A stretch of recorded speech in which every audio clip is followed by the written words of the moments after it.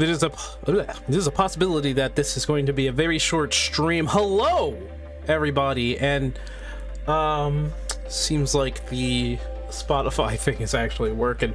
What's up? Give me 1 second to set things up.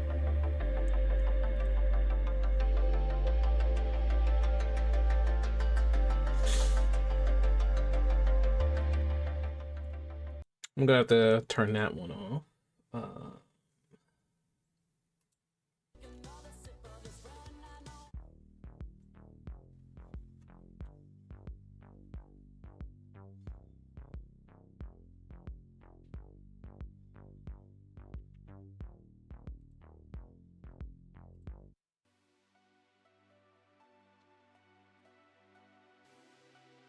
All right, that needs to work for now.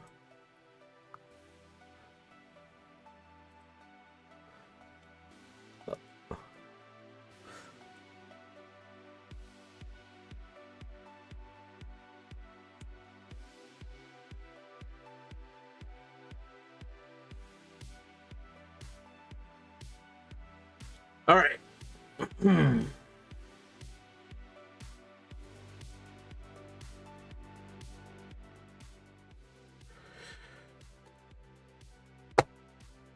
All right, so we got some news to take a look at. And thank goodness I was able to find them before. Thank goodness. Which one do we want to start with?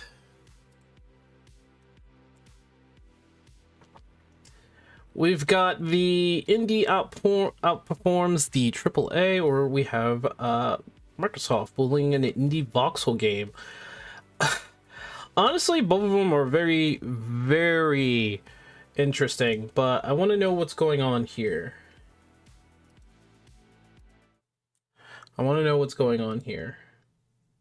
What's up, Argus? How you doing, man? Just in time to see me figure out what the heck is going on here.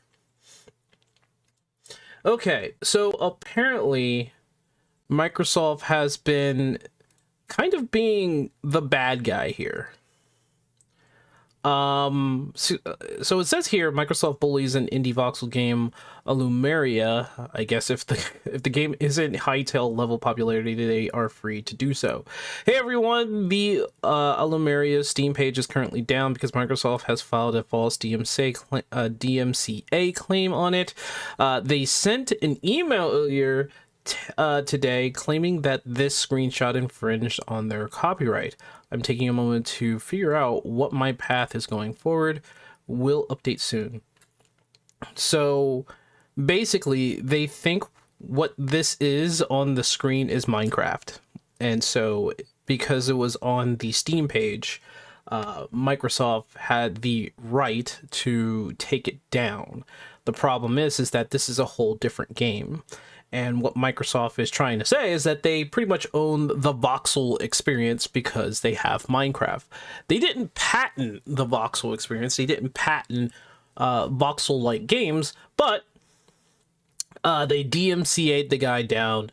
And honestly, it's kind of a shame because it kind of hinders the creative experience for game developers out there to make games that they are also wanting to make.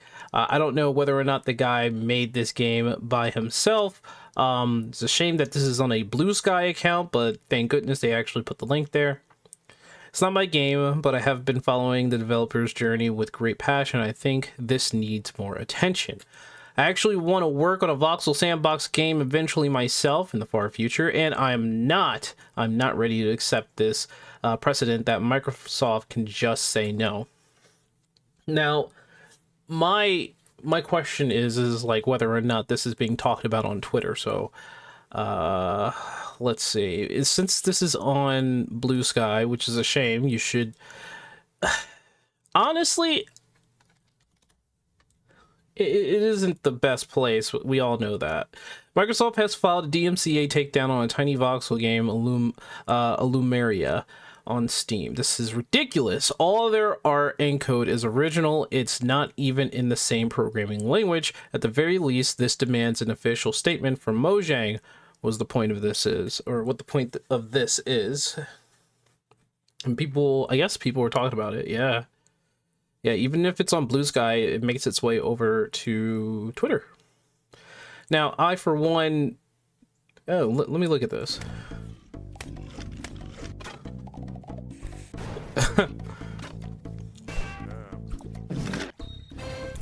What is happening?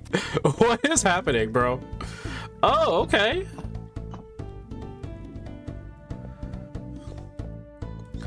This is very much like Minecraft, but like the system is different. I see it.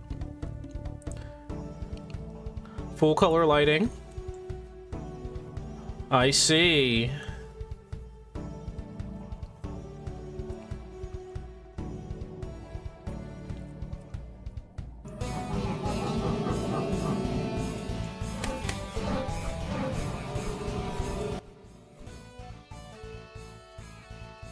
The snow spirit is a Jack the Killer Frost, man. That's hilarious. Yeah, the UI is not the same. It looks very... Listen, it looks similar, but it's not the same, obviously. This is totally different art. It's just voxel.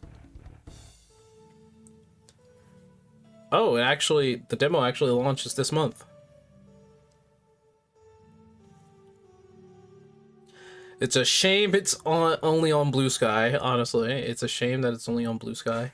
But, if others don't like Hytale's style, there's another Minecraft-inspired game called Illumeria. It's a free-to-play test right now on Steam, and it's looking really good. Well, till Microsoft said, nah.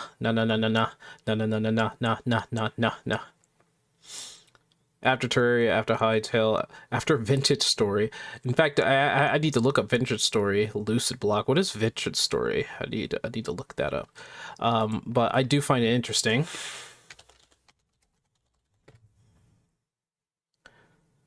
Oh, okay. Oh, okay. That's Vagrant Story, not Vintage Story. I don't know how that even got mixed in. Oh, okay. So this is Vintage Story. Okay. Okay. All right. The people just coming out with their Minecraft 2.0. All right. All right. Well, I mean, full on support for the guy. Hey, yo, what's up, my man? What's up? What's up? I don't understand how Microsoft has the right to do this. They don't. Honestly, there should be some sort of regulation for this. It's a voxel style, so they don't own the right to voxel. I'm going to say this right now. Minecraft is a great game. Currently playing Hytale. I like Hytale. I'm going to continue to play Hytale. Right? And I want to... Look, why are we sending out... what is that? Unsubstantial DMC takedowns on a small indie dev just because they make a voxel-based survival game that looks slightly similar to Minecraft. So, like, nobody owns, like, copyright, apparently. Let me see. What is going on here? Oh. Microsoft withdraws copyright claim against indie game Illumeria. Microsoft has withdrawn its copyright claim against indie developer Unamelon over this voxel sandbox game, Illumeria. There's a lot of oohs going on in this vocabulary here. The developer shared the good news via Discord post on February 11th. They could have shared that on social media. I'm pretty sure they could have. Confirming that the DMCA takedown has been removed and Illumeria's Steam store page was fully restored. Now, I'm pretty sure this is all because of like AI kind of taking over. We know Microsoft is using AI in a sort of way. This kind of worries me though, because AI is now doing these copyright takedowns on developers who are just trying to make a video game. It's kind of silly, man. It's kind of silly. Thank you, everybody. He's giving us thanks. They withdraw it. What did they say? Claim no action needed on my part. This is the best case scenario. I just woke up from a nap, so I'm still not sure about the details, but whatever happened, it worked. The Steam page in game has been fully restored, and I did not need to file a counterclaim, meaning there will be no chance of a lawsuit. And he was thanking everybody. Yeah, this automation claim. Yeah, that's honestly the whole AI thing going on. The whole AI thing that's been going on in top tier, high up tech companies and things like this is happening to people who are just trying to make a game, which by the way, just to show support to the guy, let's go search up the game. Alumeria, there it is. There is Alumeria. Here it is. It's on. It's a free to play. It's a demo, I think, right now. You know what? There you go. There it be. Wow, it's only 100 megabytes. You know what? I'll play the game later, see how it is, and give my 2 cents on the Indie Observer later.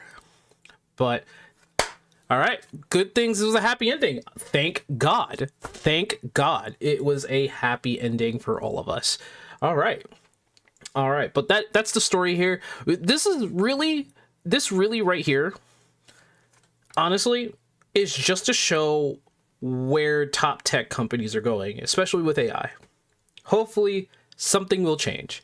Also, I saw Mugenics. I don't have Mugenics.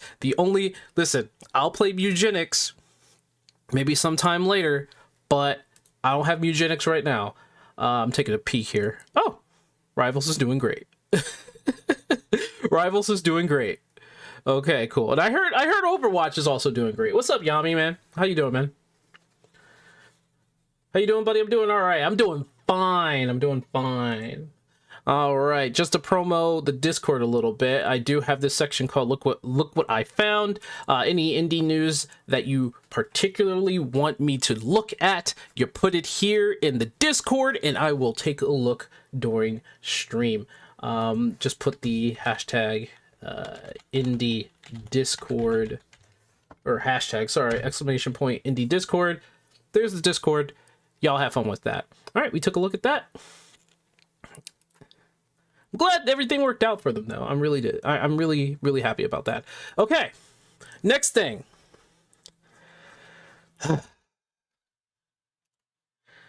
Now, this is the reason why I actually made the Indie Observer, is because AAA has kind of just disillusioned me, really. Like, how many people here have played AAA and then comparing it to indie games that you've been playing hours for, and you're like, there's really no competition? Well, somebody put out a video saying the humiliation of AAA just got worse.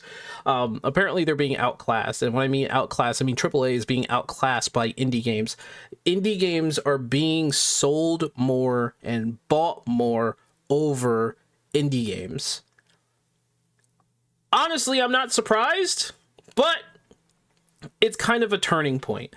And I'm hoping that AAA will understand that you can't mimic or try to get into AAA, i.e. high guard, and try to fit into the mold of an independent studio that has the mindset of AAA.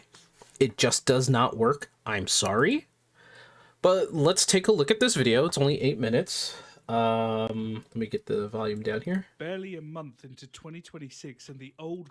The guy's name is Veteran Jack. Let me do this first. I'm going to post the link. If you guys want to watch this on your own, please watch the video. Veteran Joystick. I said Veteran Jack, didn't I? Veteran Joystick. Broken AAA model embarrasses itself again. Major studios admitting their flagship games catastrophically missed sales targets. Employees of a major publisher publicly calling for the CEO to resign. Veteran developers are getting fired for daring to speak out. It's a complete and utter mess. And while all this is happening, 3 indie games just proved everything these companies have been telling you about making great games is complete and utter lies. So I'm going to guess and say, I mean, one of them is Expedition 33. I'm going to say Balatro. And what would be a good third one? What other? Silksong. These are my guesses. These are my guesses. I could be wrong, but let's see what he says. Teams of 25, 65, and 80 people selling hundreds of thousands of copies, outselling major AAA releases with teams of thousands. All 3 of these games have something. Oh, he's showing No Rest for the Wicked. I want that game to succeed so badly. I really do. AAA studios keep claiming is impossible. Trust, new ideas, and actual. I love this game. I love No Rest for the Wicked. Excuses, and indie studios just proved it again. They'll keep telling you they need massive budgets, hundreds of millions, 6-year development cycles, teams of thousands, and they have no idea. That cost more than the entire. And they have no idea what they're talking about, because all these people are making these games, these indie games, in their mother's basement or in a ranch shacky looking apartment, and then they just put it out there for the world, right? As low as 20, 15, 10, $5. Hundreds of thousands of people buy that stuff up, maybe even millions, and they become rich overnight. Come on. Development budget, review embargoes, time to maximize day one sales, right? The full weight of corporate money-driven infrastructure. Is that Enshrouded? I think that's Enshrouded. And at this scale, maybe that's Avowed. I don't know. Guaranteed. But once again, we are witnessing another spectacular failure. Let's start with Obsidian. Microsoft owned, dropped their 2 flagship RPGs last year, Avowed and The Outer Worlds 2. Remember what we were told by the media at the time? Avowed, 5 million players in its first month, headlines everywhere. Microsoft is happy with the sales, a strong launch despite Game Pass, a major success, and The Outer Worlds 2, the same story. Millions of players, a critical win. I'll be honest with you, I didn't want Avowed or Outer Worlds 2 to fail. I heard Outer Worlds 1 was good. I have no idea about Avowed. I heard a lot of people said that Avowed was, frankly, a little weak, maybe a little bit mid, but I was rooting for them. Another Game Pass success story, proof the franchise had momentum. Another major success. But the lie detector test determined that was a lie. Because here's what actually happened. According to a recent interview with Bloomberg, the head of Obsidian told a very different story. He admitted that both Avowed and The Outer Worlds 2 disappointed sales-wise. They missed targets massively, so much so that any hope for an Outer Worlds 3 is gone. It's not happening. The reality is Avowed sold an estimated 500,000 copies. Then where did they get the number of millions of players playing? Did they outright just lie? They a lot of times when big companies start putting out numbers, it's skewed, right? They're adding something else. There's a different stat that they're adding up. So I don't know where these millions of players came from. Was it the fact that they were counting Game Pass? Bots and lies? They can't really just put like a whole bunch of bots like that. I don't think it could be manipulated in those terms. I'm thinking they counted for Game Pass, you know? The vast majority of those 5 million players came via Game Pass. They didn't buy the game. The Outer Worlds I was waiting for less than 1 million copies sold, and it looks good. And Outer World at the very least looks good. Platform release, strong reviews. The first game sold roughly 2 million copies in the same time frame. And these weren't risky fringe new IPs. They were Microsoft-backed, 6-year development cycles, flagship RPGs, millions of dollars lost, complete and total failures. Media caught red-handed, running defense again. Just another day in AAA, I guess. But it's not just Obsidian. Ubisoft has been collapsing in front of our eyes for years. Constant layoffs. don't get me started on Ubisoft, please don't. I was the biggest Assassin's Creed fan. You have no idea. I was the biggest Assassin's Creed fan. I loved 1. I am the biggest fan you'll find for the 2 and all of the 2 series.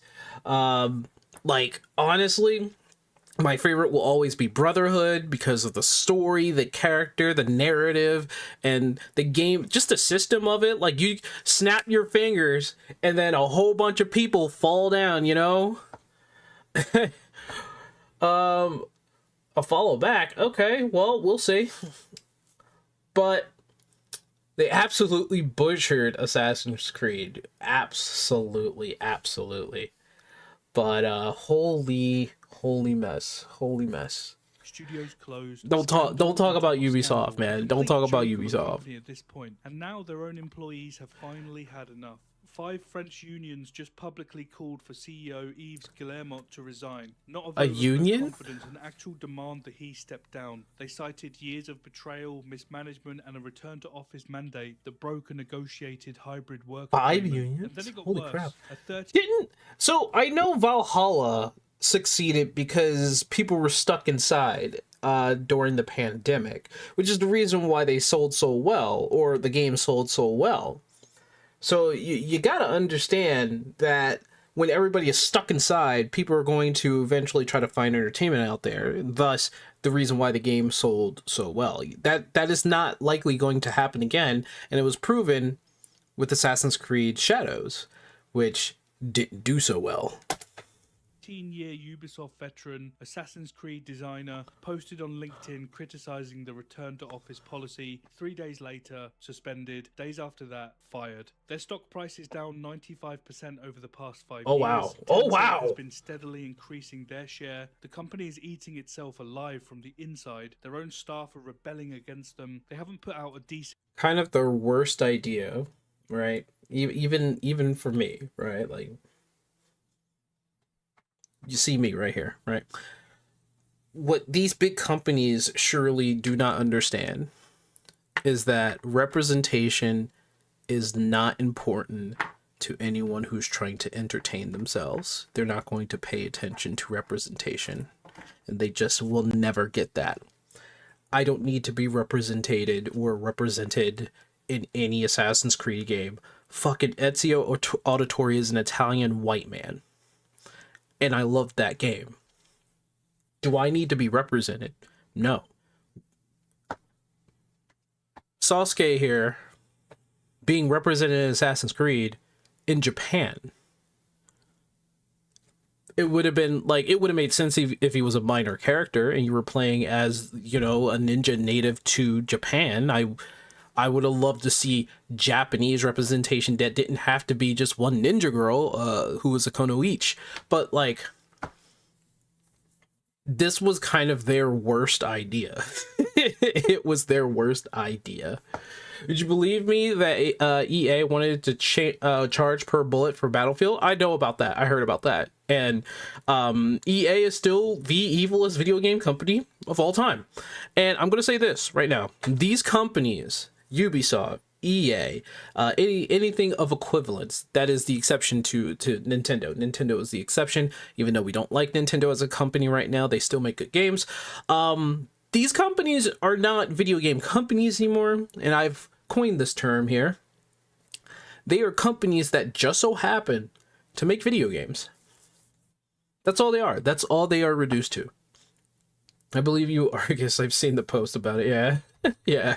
Gaming years. This is what Per bullet. I was. Looks like. Woo, they moved on with that. They would be the most hated company. Examples. The entire AAA games industry is falling apart, and the proof is everywhere. It is somehow, some way. 2026 State of the Game Industry survey of 2,300 developers from GDC, 1 in 4 game developers has been laid off over the past 2 years. 2/3 of AAA studios reported layoffs at their companies in the last 2 years, but only 1/3 of indie studios reported the same. And the only reason why indie studios are laying off is because project failure, too much budget bloat.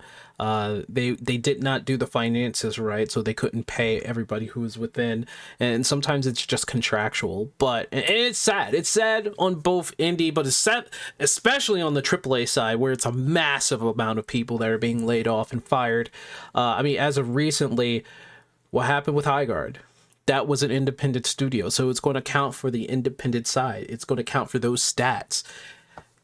And bro, it's sad. It really is sad. I do feel for them, honestly, because they put their heart and soul in Highguard, but the direction and their mindset was not exactly correct for the current climate of gamers. And the current climate of gamers are kind of moving forward from live service. You're seeing a lot more indie games being picked up. You're seeing a lot more indie games winning awards. So it's like, the question is are they going to take this as a lesson, or are they going to blame other people because their game failed? and not be that one guy on Twitter who's complaining and saying that gamers are the reasons that Hygar failed. Get out of here, man. Industry, the same market, completely different outcomes, surprising exactly nobody. So while this disaster was happening, 3 indie games just literally proved why these small studios are winning and how completely out of touch AAA Oh has man, become. look at First, that game. again, Look from at the that. game Look at bakers, No 25 Rest for the developers Wicked. made a Love it. hyper-realistic climbing simulator, Look not at massive that. open world, not Look a at live that. service, That's not pretty a good. sequel to a proven franchise. That is pretty Climbing good. simulator A where you climbing manually simulator. place every hand and foot on a single mountain. I've Damn. never climbed a mountain in my life, but man, this game makes me feel like I can. I AAA wouldn't never play that touched game. this. It would freak me the hell out because I would always be like, "Don't look down." What? And I would just look down. But it looks really good. Too risky, no proven audience, and it's just sold over 200,000 copies in 4 days. 94% positive reviews on Steam, priced at just 20 quid. They knew And you probably, the budget wasn't even that high too. Like, come on. exactly what they wanted to make, they believed in it, and they executed it perfectly. Oh, And it might be wow. one of my favourite games of 2026 already. And then Star Rupture, developed by Creepy Jar, just 65 devs, survival crafting game in early access on Steam. Really? Genre absolutely flooded with competition. Really? 700,000 copies sold. Jesus. Should we put that on a list? Should we get a list? Should we get a list? Let's put that on the list. Let's see. Is it Star Rupture?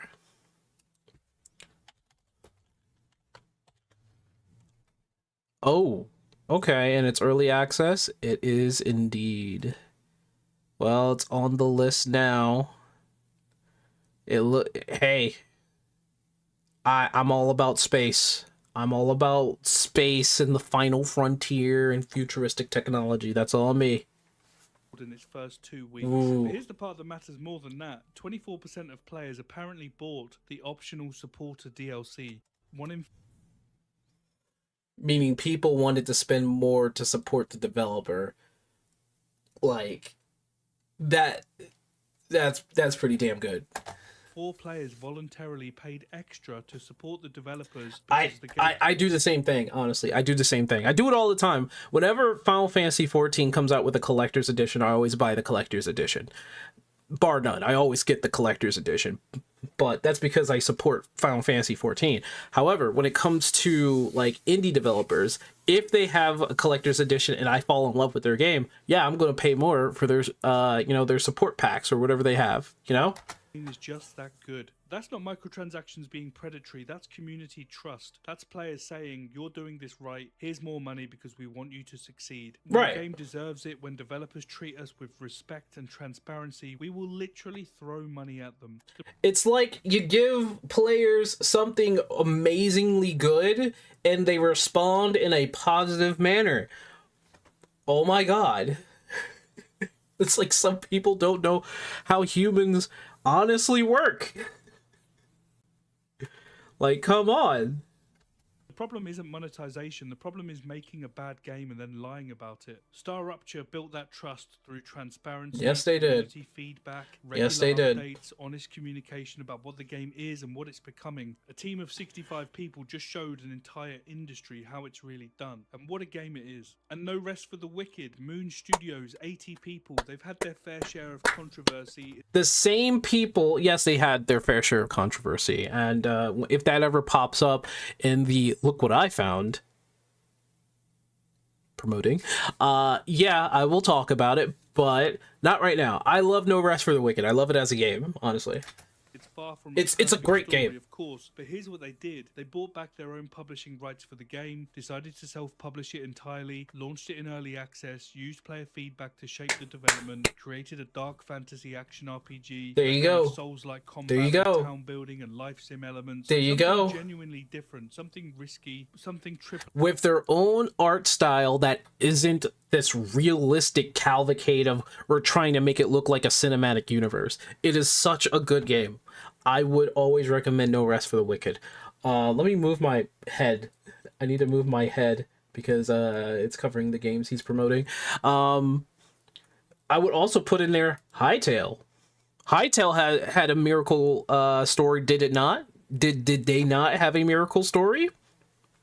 Wonder if he talks about it. Probably not, but They would have probably watered down or cancelled entirely, and they just sold 1 million copies in early access. They're still finishing it, they're still updating it, they're still listening to their community. The game is a little bit messy in places. yes, it is, but it's right, even if it takes longer. And Yep. over 1 million players are supporting that, and that's the kind of trust that can't be bought with flashy marketing. It's a fucking good game, three bro. teams, 25, 65, 80 people, 3 completely different games, all major successes. They knew what they wanted. I think Hytale had like 60 people at first. They're still hiring, but To make small it. They team. made it. They didn't need to pretend it was something it wasn't. Didn't need a media roadshow Absolutely. to create an illusion of success. Didn't need to mislead people into buying it. They just Right. made their games, treated Right. the players like adults, and outsold some of the biggest studios in the world. I So know. let's be clear about what this means. AAA studios with unlimited resources, massive teams, years of development time, admitting failure after trying to hide it. Employees revolting, stock prices collapsing, 1 in 4 developers laid off across the entire industry. Meanwhile, small teams like this are selling hundreds of thousands of copies by building trust, creating games that people You also got to think about what AAA's goals are. So they spend a massive amount in terms of budget, like at minimum $100 million, right? And even that is considered really, really small to them. So it's usually rounding around like $200 million, and then it just goes up and up and up. Like I remember Destiny saying, "Oh, we had a $500 million budget. Praise us!" And we're like, does that make your game good? And back in the day, people were following that train, bro. They were on that hype train. It was like $500 million. That's like a unlimited amount of cash. There's no way this is going to fail. We learned our lesson that day, but their goal is to make not equal to, but double what they spent. So if they spent $200 million, they're looking for 450 in most likely cases. They're looking to spend millions upon millions of copies. And a small indie studio is probably looking to just sell their game as much as they can. Like the budget for making their games is usually zero or a few thousand that they spent themselves from whatever job that they had to slave over to make their game. Honestly, 100K being sold via one game is a success. 50K, that's a success to them too, you know? If they go over 1 million, that's a story to be told, you know? But AAA, 1 million's like nothing to them. Really. Funny that indie developers listen to their players and not the other way around. Well, indie developers listen to their players, but at the same time, they will listen and see if it makes sense. Whereas AAA, when they start actually listening to players, it has to go through like this gigantic filter of ideas that goes from the bottom all the way to the top of the hierarchy, so it can get all jumbled up and it'll take like weeks to actually get it to the right ear. That's the problem with big companies and corporate. Like an idea could take like maybe a few days to like a week or weeks to finally be heard. So actually want to play. This isn't the future, this is literally right now. The indie model isn't up and coming, it's already here. AAA can't survive like this, not anymore. Those days are done. The excuses have run out, the model is broken, and the industry is moving forward without them. And honestly, good riddance. Thanks so much for watching, appreciate you. Okay, I like this guy. I really do. I'm gonna subscribe to the guy. Yeah. Did I get some messages here? I fucking did. Listen, unless this game has a physical release, I'm not gonna pursue it, and I want to pursue it. I've been looking into lookalikes to some of my favorite series, even since Shantae. Oh, that's a shame. But I get you, buddy. I do. I really do. Knights of Guinevere has been announced. Nice. But yeah, veteran joystick. This was a good video. How many days? Like 9 days ago. This is really good. It's your fault. Should we add on to this?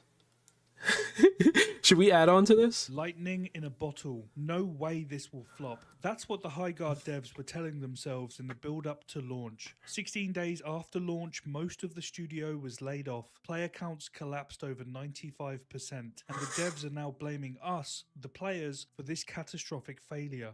They didn't even make it to 100K. They made it to like 97.6 or 5. And one of them, so Highguard Dev, let's be fair, Highguard Dev, one person, is blaming gamers for all of this. They had this really long speech that they wrote on, and honestly, it was tiring to read because it was a lot of like misplaced blame on people who were just trying to play your game. They're like, you never gave us a chance, and it was like, so 100 or almost 100,000 people who played your game, almost 100,000 who played your game. They didn't give you a chance. They didn't give you a chance. Okay. Okay. Then two major indie developers saw that and called them out publicly in the most brutal way for their lack of accountability. Ooh, I can't wait to. Who was it? Who was it? All right, got to get back and finish up the job. All right, man. Take your time. And meanwhile, in You have a that 3-day same weekend, week, nice. a weird little game made by two developers about breeding mutant cats and making them fight just sold over 500,000 copies in 36 hours and became the highest rated game of 2026 overnight. This That's week funny. just proved That's exactly funny. why I might modern actually get game Mugenics. development is so utterly broken and out of touch with the people actually playing games. One studio made something unique, the other made excuses. Right, so Highguard, for those who've been in a coma, Wildlight Entertainment's new free-to-play 3v3 hero shooter, raids, battle passes, cosmetic.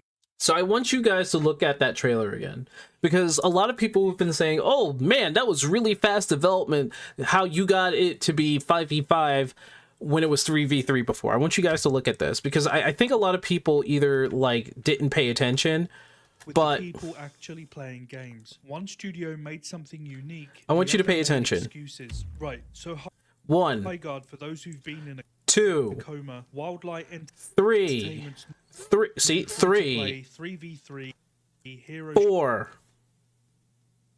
That was 4 opponents.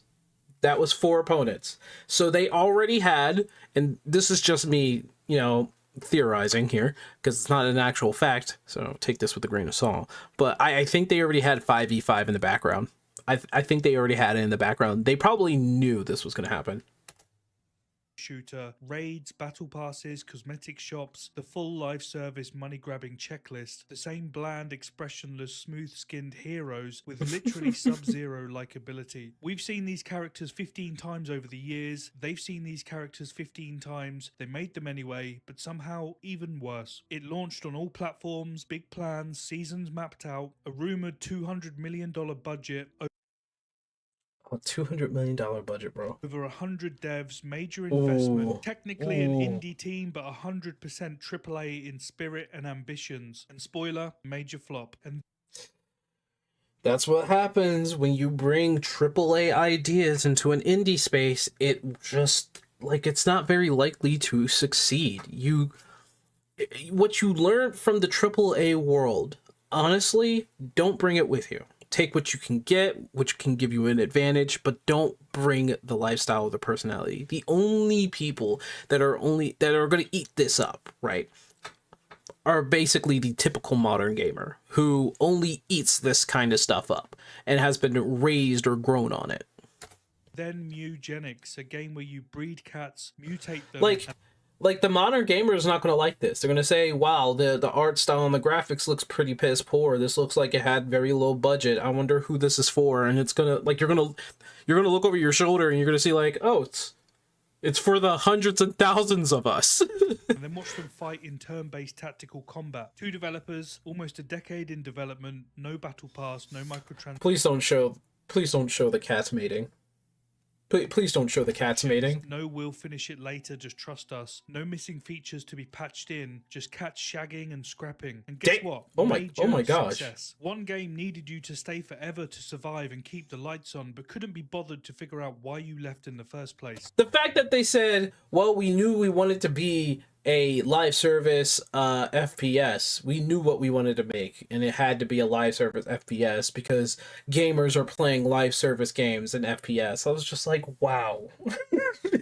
Wow. Diablo just Wow. made cats get it on, gave you tactical combat, and trusted you'd either get it or you wouldn't. And guess which one thinks you're the problem? Yesterday, one of the laid off devs from Wildlight posted a 2,000 word reflection on X. And look, the bloke just lost his job, I get it, but this post is the perfect example of what happens when you build a game inside a bubble and then blame players for not liking it. He opens with the pre-launch hype. Everyone at the studio apparently told them the same thing, that it was lightning in a bottle, that it had mainstream hit written all over it, that there's no way this will flop. And then the trailer dropped to the Game Awards and it all went wrong. But here's where it gets interesting. He doesn't ask why it went wrong, he explains who made it go wrong. Content creators being disingenuous. They got more engagement from negativity, so they farmed it negatively. Wow. He dismissed the 14,000 negative Steam reviews at launch as just review bombs. He then said, I'm not saying our failure is purely the fault of gamer culture, but it absolutely played a role. The consumers put absurd amounts of efforts into slandering Highguard, and it worked. It gets worse. He said, our independent, self-published, dev-led studio full of passionate people just trying to make a fun game with zero AI and zero corporate oversight. That doesn't matter, and that doesn't matter.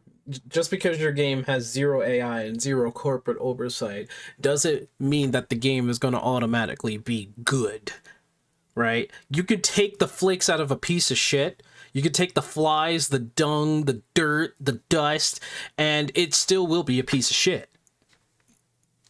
I'm just saying, you could spray paint that mofo gold. It is still a piece of shit. Deserved better than this. We deserve the bare minimum of not having our downfall be gleefully manifested. But wait, there's more. He then says, now every time someone thinks about leaving the golden handcuffs behind in favor of making a new multiplayer game the indie way, they'll say, but remember, Making a new multiplayer game the indie way, but they didn't. They didn't make an a multiplayer game the indie way. They didn't. You spent $200 million as a budget on this game. You took trending genres within the FPS world in gaming and you cobbled it together, saying that it is a new way of playing an FPS, which it wasn't. You didn't make this game the indie way. You made this game the AAA way. Don't fool yourself. You made it legit the way that you've been taught while you're in the video game world, the AAA way. I don't think you know what the indie way looks like, to be honest. remember how gamers didn't even give Wildlight a chance. Like the true Soon, indie if way. this pattern continues, all that will be left are corporations, at least in the multiplayer space. Innovation is on life support.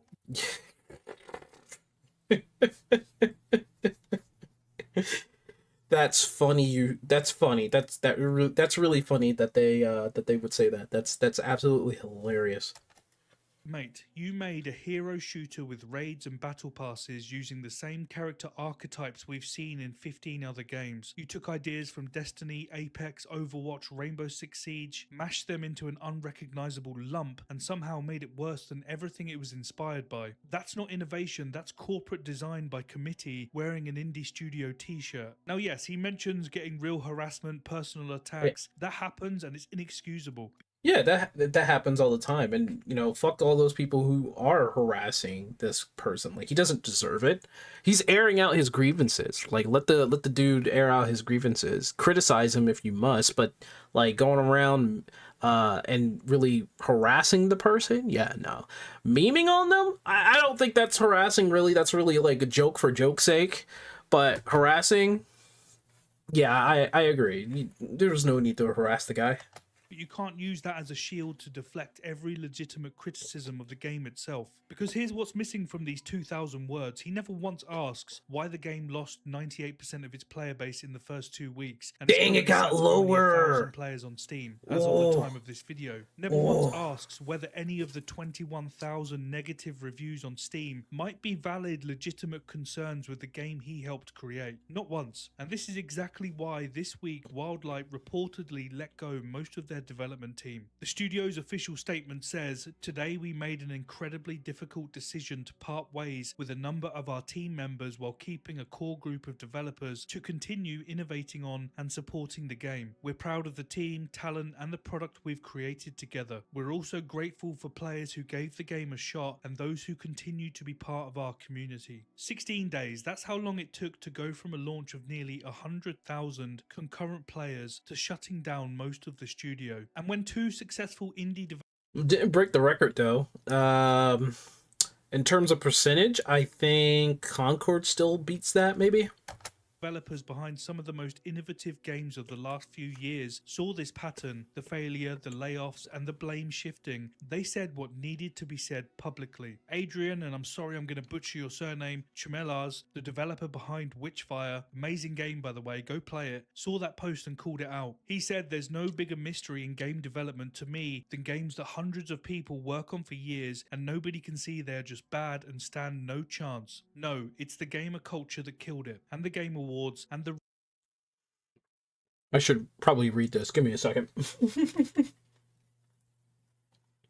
There's no bigger mystery in the game development to me than games that hundreds of people work on for years and nobody can see that they are just bad and stand no chance. Highguard is one such game, and now you have a developer still unable to believe they made a bad game. No, it's the gamer culture that killed it, and the Game Award, and the rage-baiting YouTubers. By the way, having a spot in the Game Awards, they should count their lucky stars that they were able to even be in the spot that they were with the Game Awards. So it's not even it's not entirely Jeff Keighley's fault. He put the flair on it. He put eyes on it, which is a good thing. You did not, what's the word I'm looking for? Well, people's expectations were not met. Because of how big, I mean, people saw it for what it is at the very trailer. That's what it looked like. People gave it a chance, but your game just did not work. Not the boring artificial world, not the pseudo-edgy yet generic characters, not the corpo style UI, not the tired genre. It truly boggles my mind. The article starts with quotes about how the game was received internally. Yeah, all it took was one trailer for an average gamer to understand this was doomed to fail. Oh my god. Highguard, Concord, the Painkiller reboot, and more. Hundreds of people worked on these games for years. How does it happen that they ever see the light of day in the form they do? What is this? Is this the legendary toxic positivity? Something else? Tell me. It's a bubble. It's a bubble. People will be passionate about the something that they are working on, and they're going to believe in full view that that something is going to pull off the lightning in the bottle. Unfortunately, these are all people that had the same coding in their brain, right? They're all people who came from kind of like the same setting, the AAA setting, and all they know is the AAA setting. And what they did was make another AAA game or AAA like game. They went with live service. They went with everything as generic as possible in a focused FPS shooter. They did everything that a lot of people would have said, like, please just don't do that, and they did it anyway. And nobody in the company would have stopped it because they had no idea. They were in the same bubble. They were in the same mindset. They were all for it. It was the reason why it failed. Rage-baiting YouTubers, not the boring artificial world, not the pseudo-edgy yet generic characters, not the corpo style UI, not the tired genre. It truly boggles my mind. You posted the it? article starts with quotes about how the game. Did you put it in? Did you put it in the forum posts? Did you put it in the forum posts? Did you? Yet all it took was one trailer for an average Gotta make a new post. Understand this was doomed. I'll take a look, actually. Then Thomas Mahler, who made No Rest for the Wicked, explained why this keeps happening. These studios curate criticism, surround themselves with yes men, and create a bubble. That feels great until you actually ship the game and then reality hits. He said, growth requires friction. It requires being told you're wrong. It requires being humbled, and it's no fun, but you'll be better for it afterwards. These aren't random YouTubers. These are successful indie devs who've shipped incredible games and learned from failure. And they're saying this is what happens when nobody tells you the actual truth. So while all this was happening, while Highguard devs were busy writing essays blaming us, while laying off most of the studio and watching their game collapse in front of them, two developers who'd spent almost a decade making a weird game about breeding mutant cats just proved every single one of those stupid excuses wrong. Mugenics, Edmund Macmillan and Tyler Galale, no publisher, no investors, no corporate oversight, no 100-person team, no $200 million development budget, no masquerading as AAA wannabes, just two blokes who made exactly the game they wanted to make and trusted the players to get it. They didn't chase trends, they didn't design by committee, they made a roguelike tactics game about cat breeding for people who like roguelike tactic games and cats, I guess. Clear vision, clear audience. 22 quid, one-off purchase, no battle pass, no seasons, Run, no kitty. we'll finish it later. And when they talked about it, they didn't promise it would redefine gaming, that it would change the world. They just showed what it was and let people decide if they wanted it. And it turns out people wanted it, massively wanted it. 150,000 copies sold in the first 6 hours, recouped 8 years of development cost almost instantly. 500,000 copies sold. Oh, in he's showing the 36 cats hours. doing it. Concurrent players of 87,000 on Steam. Reviews sat at 94% positive, the highest rated game of 2026 so far. There were no emergency posts blaming players, there were no layoffs, there were no difficult decisions, just two developers who made something clear, finished it, and delivered exactly what they wanted to, exactly what they promised. A unique, innovative, surreal and twisted world, something we've never seen before.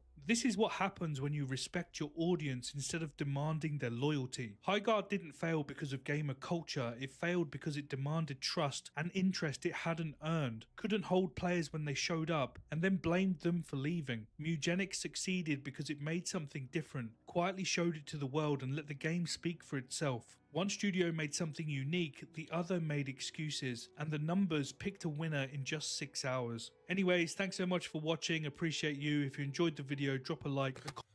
There you go. There you go. You have other indie devs telling the devs of Highguard exactly what they need to hear, but are they going to listen? No. No. Nope. This is the world we live in. Let's see.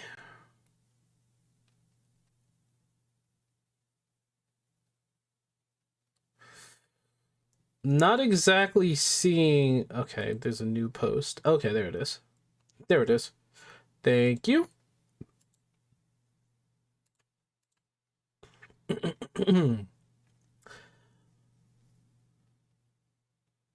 Their ego won't let them. Yeah, I know.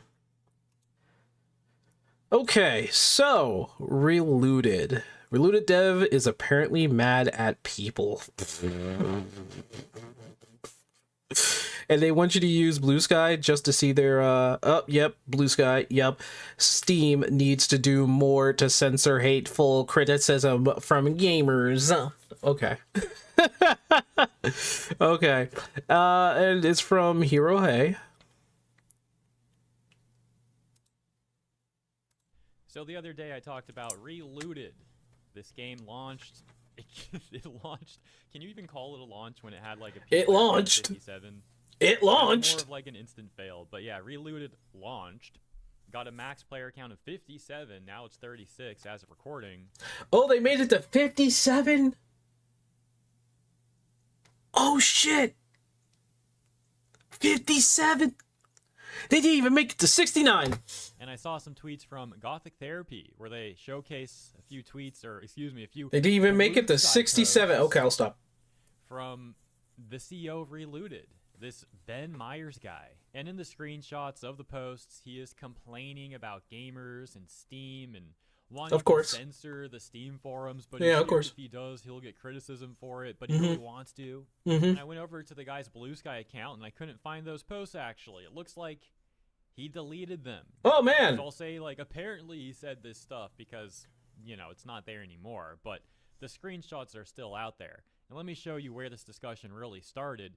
And it gets especially interesting, too, because we have a little cameo from a certain Chris Kindred, a name you might be familiar with if you followed the Sweet Baby Inc. news that was going around a while back. And so it all begins Don't here remember. with this TEG account on Blue Sky that says, This is the Steam forum for Relooted, and it's all grave dancing rightoid culture war incels. Do you think Valve is ever gonna crack? At the bottom there. Hello, fellow chuds. The target audience looted this game someplace else.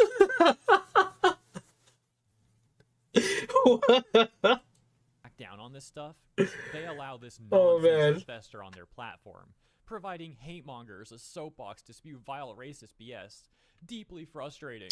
This is it's not so the way you get frustrating. any I'm sort going of to this message forum, across. it's upsetting me, and I'm going there anyway. We talked about this before. Like, I've already said this before, but the reason why they're probably even making this game is because the whole museum, African relics being stolen and looted and plundered back in the day, and now, you know, they're curated in museums owned by these certain people. Sometimes they're black and everything like that, but they're not really owning the relics back. They're not giving the relics back. Yes, that's really the situation it is. But you know, to get that message across, should you be telling people to steal it? Just a question. You may think it's a righteous move, but it's still a crime. Anyways, and screenshotting it to complain on my Blue Sky account. Could this guy have fit any more buzzwords in that post either? What is that, like 4 sentences? He managed to shovel so many buzzwords in that stuff. It's Oh crazy. my gosh, there it is. So that's where we can see these apparent responses from Relooted CEO Ben Myers. But before we take a look at all those posts, let me show you this one that I mentioned from Chris Kindred. It says, "We're here in this moment explicitly because Steam wouldn't do anything they didn't do any..." Wait a second, hold on. The phrasing here is really funny. Or either I read that wrong or the phrasing's really funny. We're here in the moment explicitly because Steam wouldn't do anything. They didn't do anything about this at the critical moment. He did a run-on sentence. He should have put a comma somewhere. Absolute abdication of responsibility. Bro, Steam is probably going to be your best platform, whether you're indie or not. And they're not going to stop people from criticizing you. No matter what. You're just gonna have to own that chud. Yeah, you gotta own that chud. I meant to say dude, but yeah, he's gonna have to try to own that chud, man. Chris Kindred is gonna have to try to own that chud somehow, some way. He has to come back with the biggest, most epic comeback while arguing with them in the forums. Let me try again. "We're here in this moment explicitly because Steam wouldn't do anything. They didn't do anything about this at the critical moment." Yeah, the phrasing's funny. Absolute abdication of responsibility. He has run-on Steam sentences. wouldn't do anything. They didn't do anything about this at the critical moment. The critical moment? What is that even supposed to mean? I What is don't the critical moment? know. These people are such drama queens. And so, as mentioned, Chris Kindred is someone who was formerly a narrative designer at Canadian DEI consultation firm. Oh, I remember Chris. It's coming back to me now. It is coming back to me now. I now remember him. Sweet Baby Inc. I remember. And this is someone who previously advocated for censorship over on Steam because he was offended at the stuff gamers were saying there, and also offended that gamers were pointing out games that Sweet Baby Inc. had worked on. And so he didn't like that. He didn't like that transparency. He didn't like that people were saying, "Hey, SBI worked on this game, just letting you know." And he wanted anyone that would say such things banned. And not just Why? banned, he even advocated for people's entire Steam accounts to get banned too. So to clarify, not just like banned on a Steam discussion forum, but their entire Steam account banned. Which, you know, would mean you lose your entire Steam library. All those games you spent money on, this guy wanted you to lose all that because you had the audacity to say, "Hey, SBI worked on that game, just letting you know." That's how unhinged these people are. Yeah, that So is it's pretty a unhinged. funny little cameo here that we see Chris Kindred over in the Blue Sky echo chamber, still advocating for censorship on Steam. This stuff with SBI happened years ago. I think it was back in 2024, if I recall. And to this day, man is still just that pressed over it all. And that takes us back to Ben Myers, the CEO of the dev studio behind this Relooted game, where Ben Myers is responding to this TEG person that we read a few minutes ago that said, "This is the Steam forum for Relooted, and it's all grave dancing right-away culture war incels. Do you think Valve's ever going to crack down on this stuff? They allow this nonsense to fester on their platform, providing hate mongers a soapbox to spew vile racist BS. Deeply frustrating." And Ben Myers responds and says all this: "Based on the torrid stuff they mark as not against terms of service when it's reported, I doubt they have much interest ever addressing this, which is particularly awful considering you can't turn off forums as a dev." Wow, they just want that. They want that control when it comes to being criticized the game that they made. I mean, memes can be annoying if it's against you. Jokes can be annoying for sure, but they really are trying every which way to stop people from saying shit. This guy wants to turn off the Steam forums on his game, brother. Those Steam forums have more active people there than your game does. TEG says, "One solution I've seen other devs use is to lock the whole forum and leave a single locked thread pointing to a platform they have actual moderation power over." Just Okay. Go to Reddit. Go to our subreddit. Maybe that's an option for y'all. Either way, deeply sorry you have to deal with this BS. 2014 never ends. Ben says, "We'll look into it. Part of the issue, though, is that if you use your moderation powers too much as a dev, then there is a cottage industry of YouTubers who make videos about your forums. And then that drives more bad faith actors there. Went through this when we announced. Okay. Just it becomes a feedback loop of never-ending new accounts dropping in. Basically impossible to moderate the volume that occurs when that happens." And that's the end of it. So it sounds like what happened, speculating, is Ben saw that people were sharing these screenshots outside of Blue Sky, sharing them on Twitter/X. Some people already made YouTube videos about this. He deleted this stuff as some sort of like damage control or something. I don't know. Didn't want more people talking about it, more people making videos about it. But it's like, dude, the screenshots are already out there. Yeah. And now here we are. It's also funny where he complains that YouTubers will cover if devs censor gamers. And he frames it as like a cottage industry of YouTubers who will cover that stuff. And he's framing it in a negative light. But in reality, that just means that we're individuals working on our own, as opposed to industry people like him that have industry support and funding. And that's to say that it actually makes us look better, and he doesn't realize that, which is pretty funny. Something else funny is that Relooted and the people behind Relooted, like Ben Myers, have actually been accused of being racist themselves. Really? People arguing that Relooted, the game, perpetuates racist stereotypes.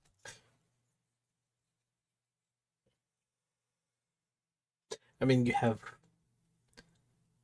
black Africans stealing from a museum that was probably, well, it was curated by, and it's head by another black African, but, black on black crime.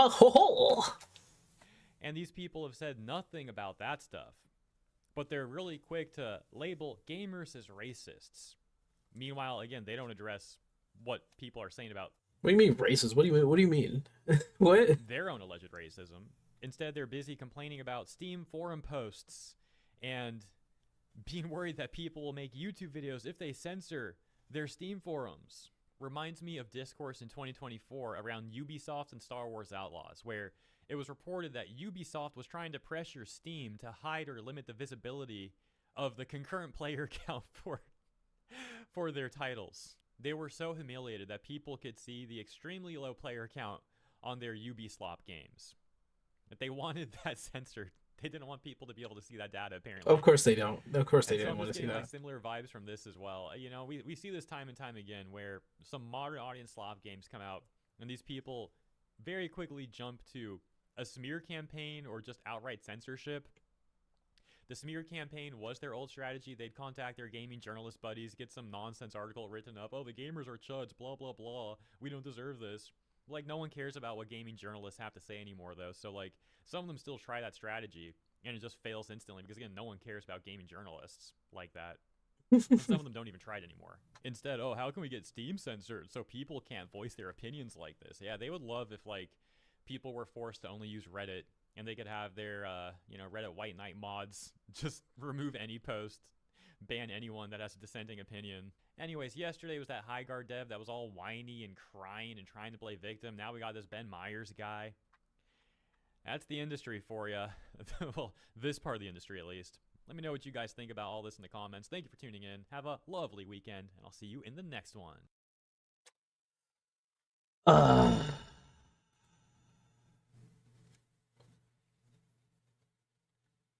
What do I have to say about all this?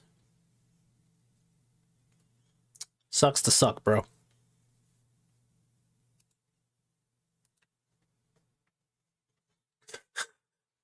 Certainly very interesting how we keep getting developers, indie or AAA, coming out and saying whatever they need to say and just failing. Yeah, we're starting pretty strong, aren't we? Thank you for the video. I appreciate it. It's pretty good, and I do like this format with the forum posts. I am gradually making this a very organized thing for myself. This is good. This is good. I like it. Keeps it clean. Yep.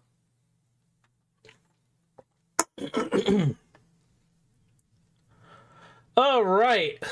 So. Oh, okay.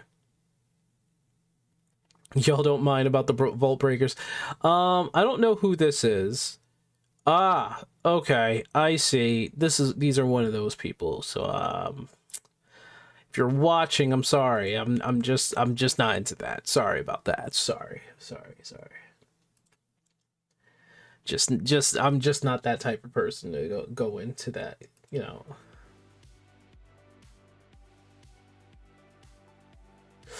All right. So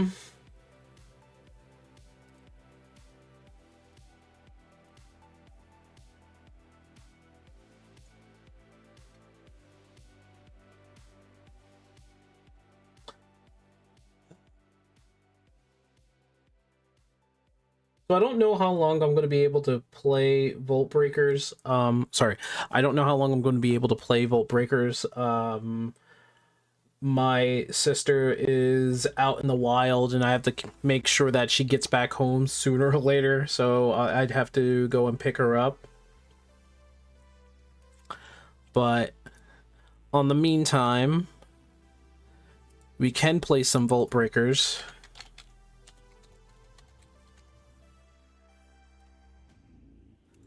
I'm going to check out what's going on in the Discord. There are people in the Discord just chilling out. Gaming room.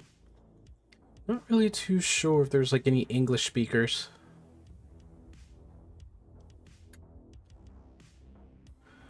Players test discussion, creator promo.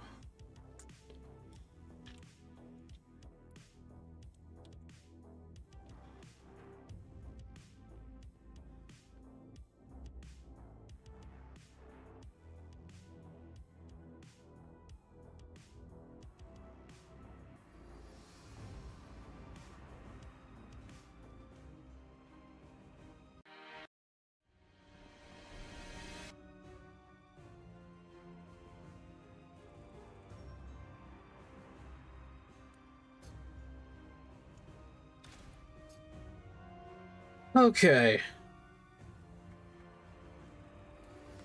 It's always something interesting when you have indie developers coming out and saying something.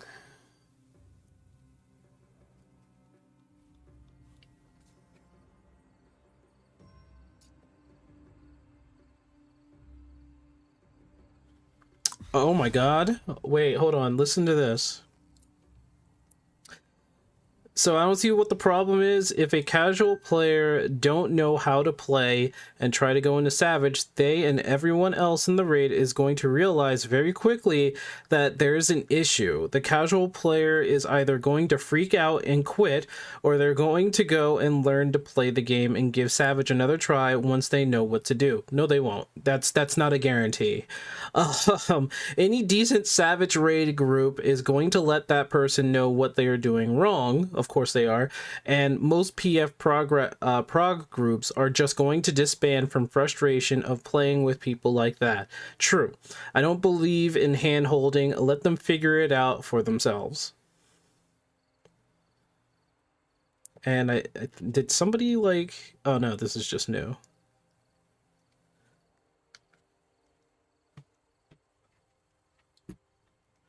Not being nice about it is one thing. Oh, I gotta go find... Oh yeah, I gotta go find the dwarf. Build and upgrade to a tier 2. Do I have any items on me? I do. But like, in all cases of the word,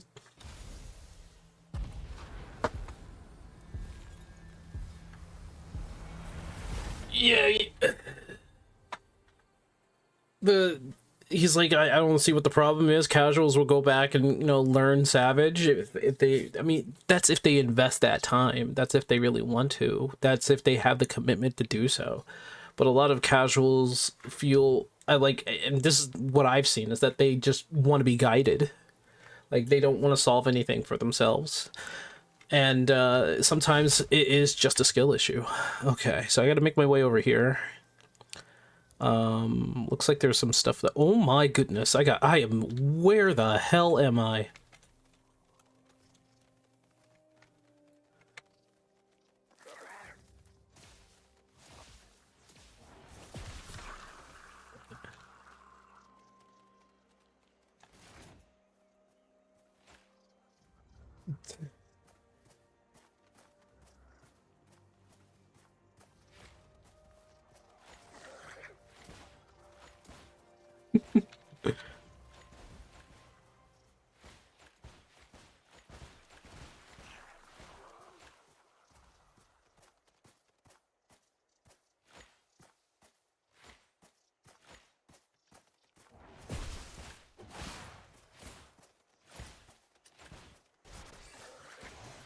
Oh, what the...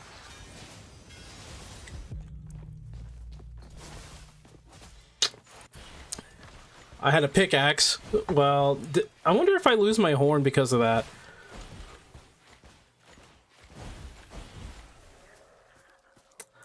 Wonder if I lose my horn. That went south. Yeah, because they were trying to look for me. And I did go the wrong way. Do I lose my... I don't lose the horn for that, but I do lose, like, everything else. Which... To be fair,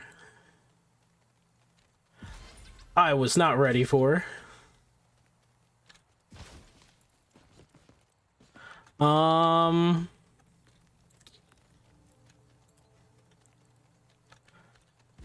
bruises or bones.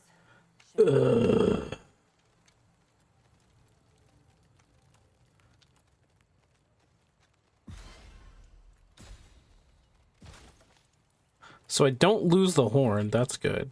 I don't drop the horn, but I do lose other things. I wonder what hit me. Something else hit me. Oh, you know what? It was the ghost guy, I think. I might have alerted him. So that's my B. My bad.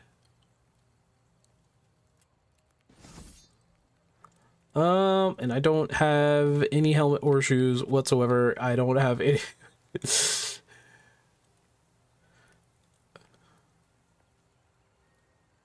I don't really need that. Does that... Yeah, I don't really need to put that on.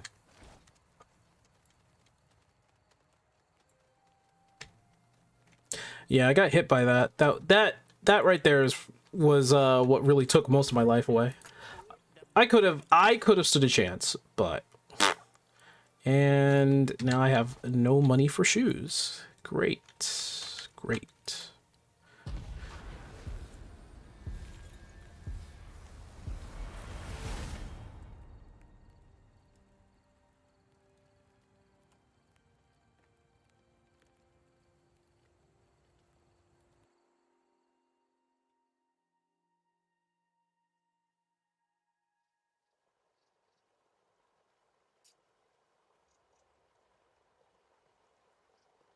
I gotta remember what I have. I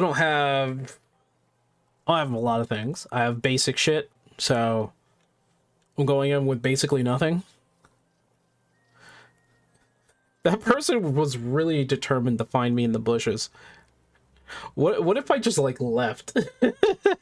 What if that happened?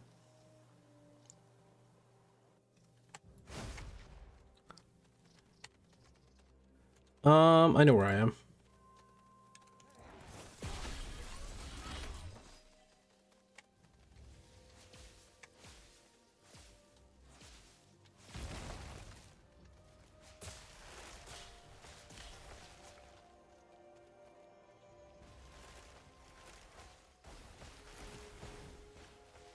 Wait.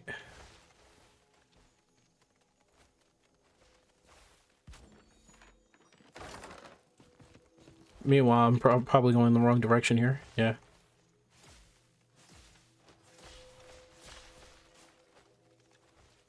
Yeah, I was going the wrong direction.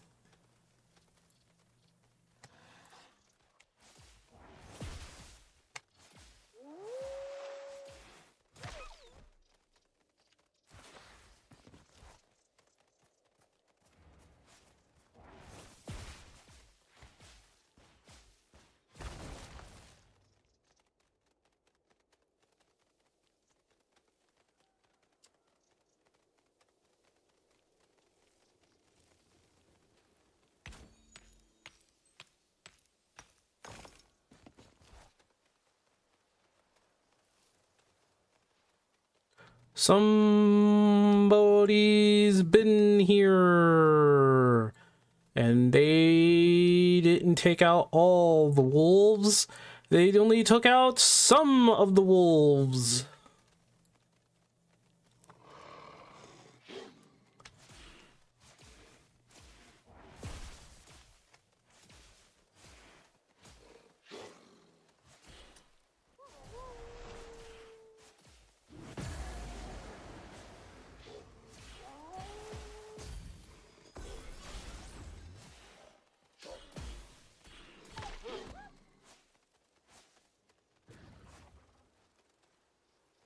Okay, Pencrest has been open, so hopefully they go north rather than south.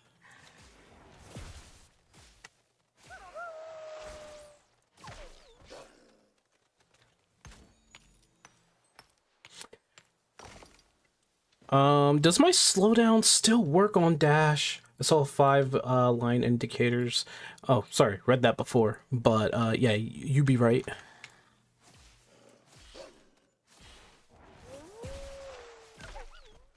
Ooh.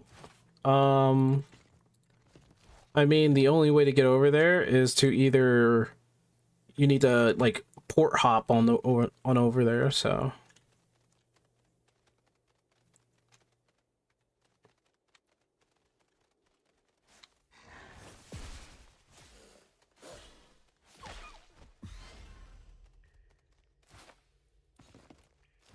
what is this all about? Oh, this is the lighting mechanic they were talking about.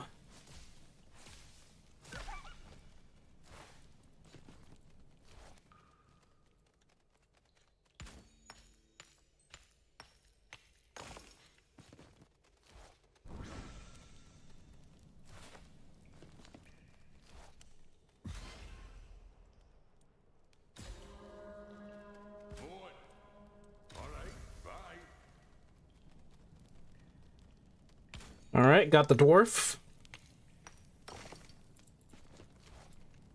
Got the dwarf. Oh, okay, I see. The quest is over there on the other side, so I have to get the ability to basically to plant hop over there. Stone ritual has been okay. The stone ritual, I think that's the ritual going on up there. Yeah, that's being done, which is fine.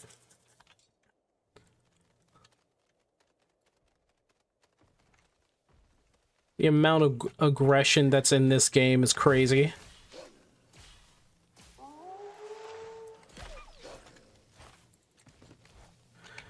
Okay, you know what? The aggression is accounted for.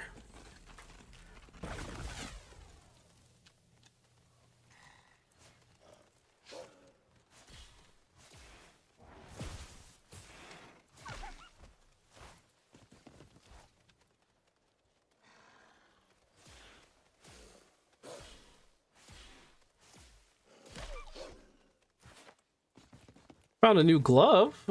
Okay.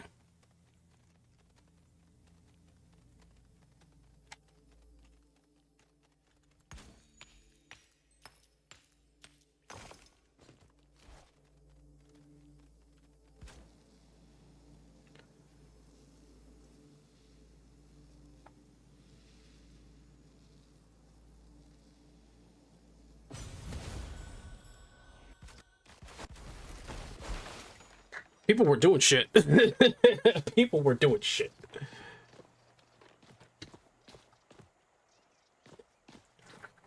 Damn. I got gloves. I need to do the moon ritual, to be honest. And I need to get myself like a moon cleanse, I guess cleanse the moon. I forgot how to do the moon ritual. So, where is he? He's up here. Champion. Check out the furnace. Build tier 1 furnace. The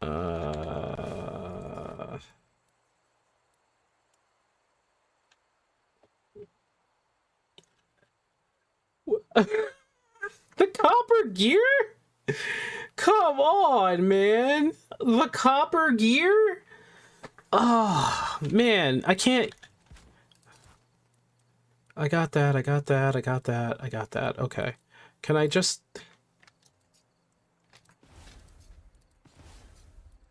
Thank God. I don't have to go to my chest for this. Okay. Here's the anvil. Okay, so now he can make stuff with the anvil.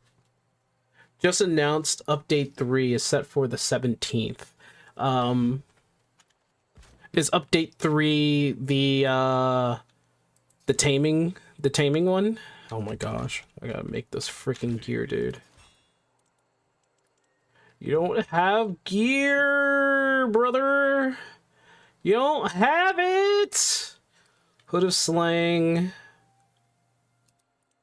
Oh gosh, I need money.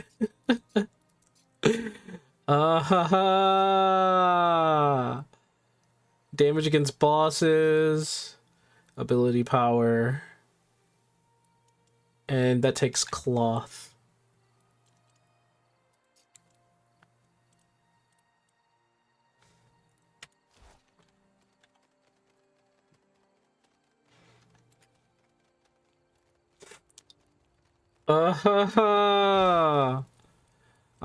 Put that away. Missing, crafting material. Crafting material, crafting material, crafting material, crafting material. Miscellaneous crafting material. So everything here I can sell. And if we sort it by type, I don't see a lot. Okay, just for reference, where do miscellaneous... Okay, they end up at the bottom anyway. Okay, good.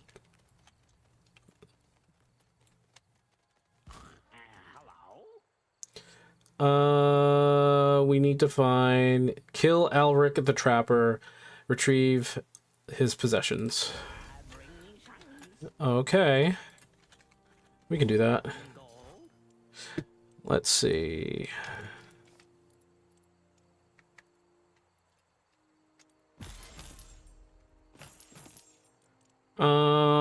Still got the bandages. How much is the shoe?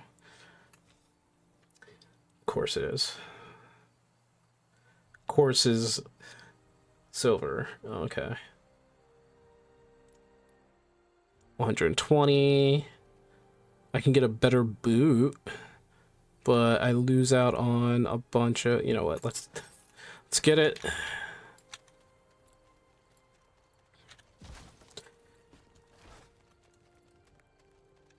Any other quests? Okay, he has a quest though.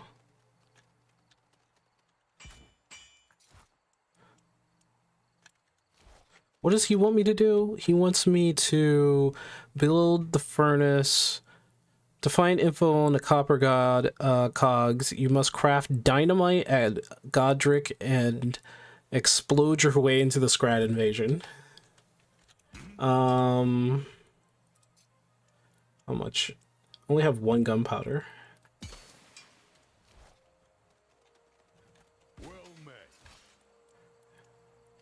How about them boots? Still not enough. Because I think I used up a lot of the linen already. Okay. So he wants me to kill the Alric guy. Which I can. I'll put the dynamite away for now.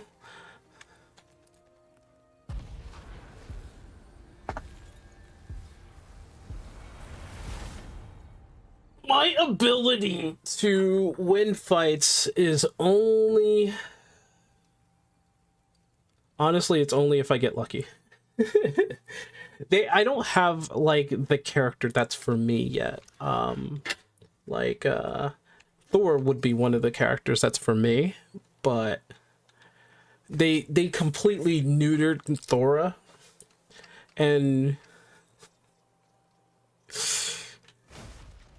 among other things, let's see, I'm right here, and I need to go to Elric, which is up here in the bandit outpost, I think. So I need to come through here.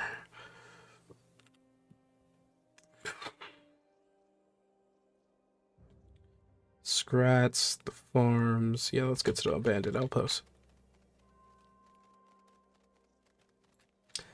I don't have much stuff on me, so I'm not really too worried.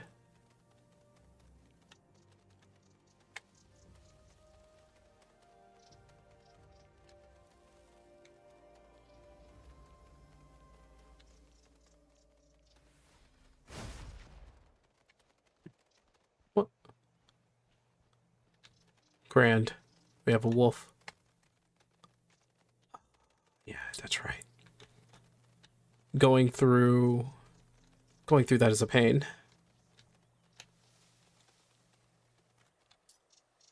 Yeah, going through Darkmoon Pass is a pain.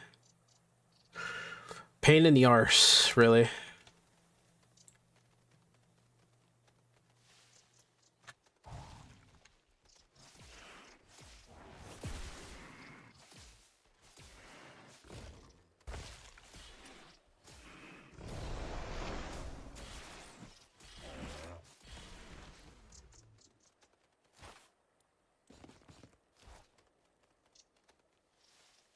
Pain in the arse.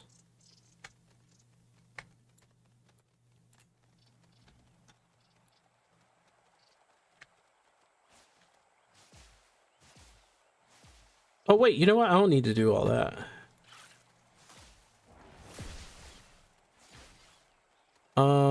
They give... Oh, they don't give venom sacks anymore.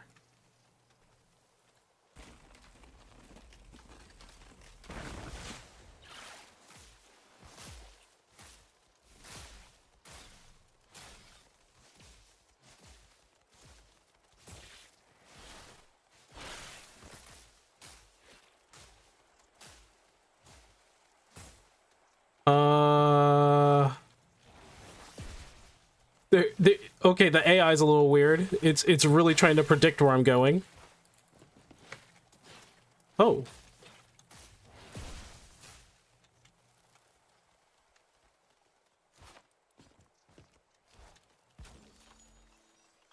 What's in here?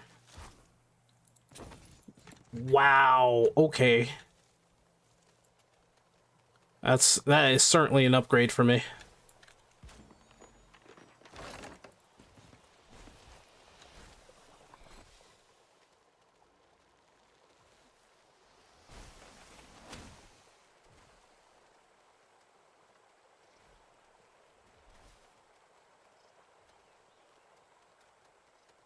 And there's the dark moon.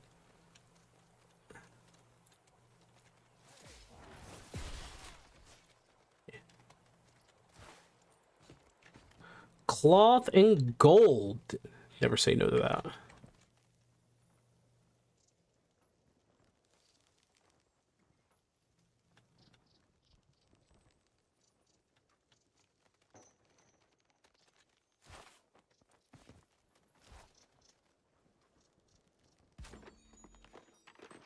I'm listening.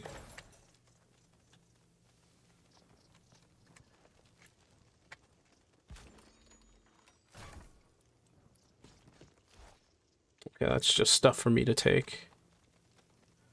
Somebody's up here.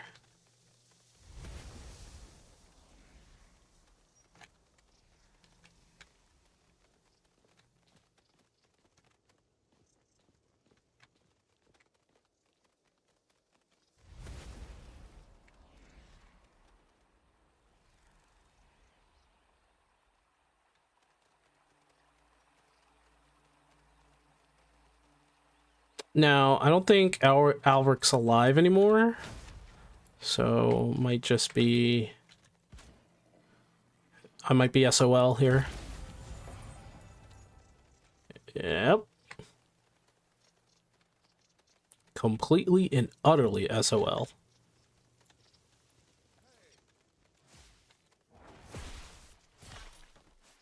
Jeez. I could do some damage. Yeah, I am completely and utterly SOL in this part.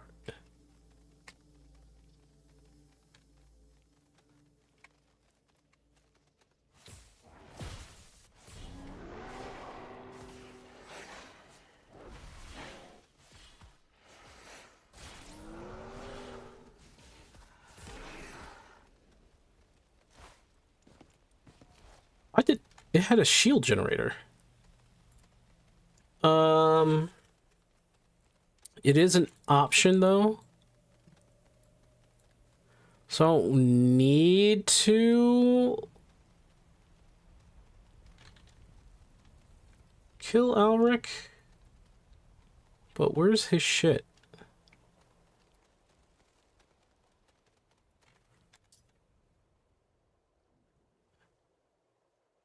Where is his stuff?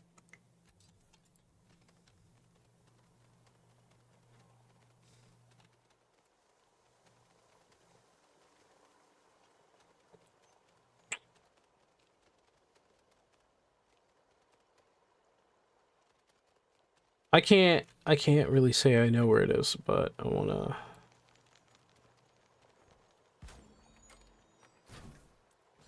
Oh, I saw heart in here.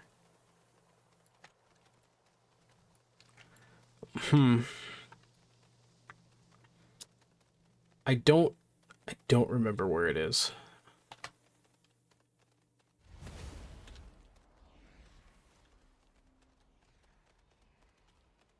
Eight minutes.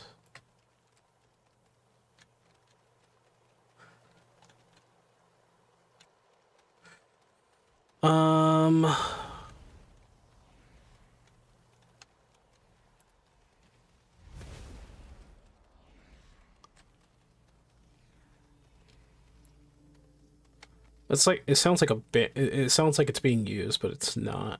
Don't know why it's doing that. That might be an audio glitch.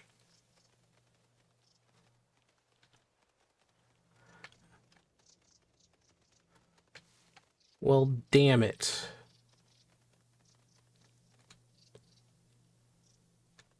From the bandit.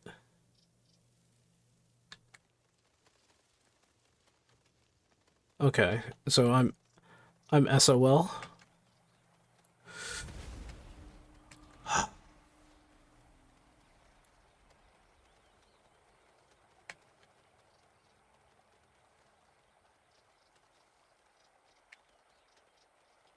Yeah, everything's been raided. I got here too late. Let me just grab some stuff and be on my way then.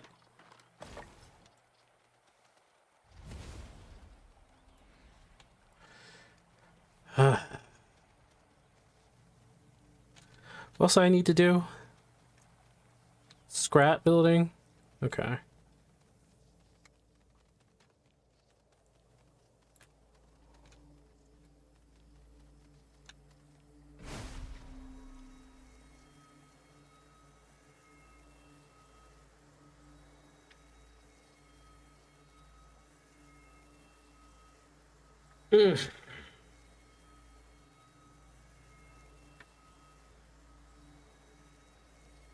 Werewolf can't see me. That's kind of funny.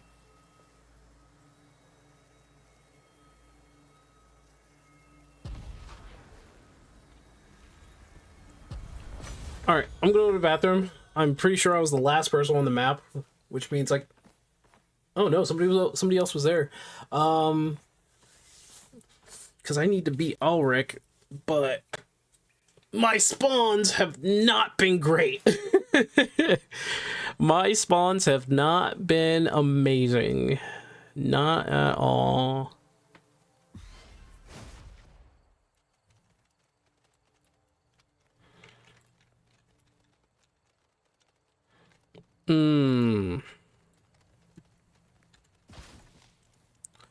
So, ingredient. Well, I need the venom pack. I don't know why it's miscellaneous. We got the glove, miscellaneous. Of course. Magical increases the power of changeling, unless useless for anyone else. And there we go. Everything else can be sold. No. Bandits going and pushed me, stole my precious stuff. I think there is a bandit outpost near Pinecrest Village. I would check that. Out.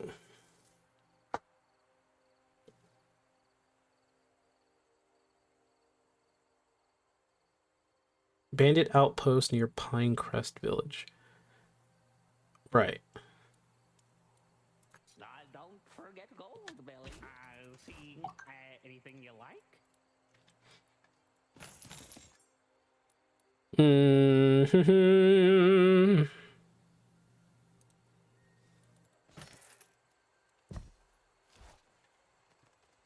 I'm gonna go to the bathroom real quick. Unless... Yeah, I'm gonna go to the bathroom real quick. And... Sort!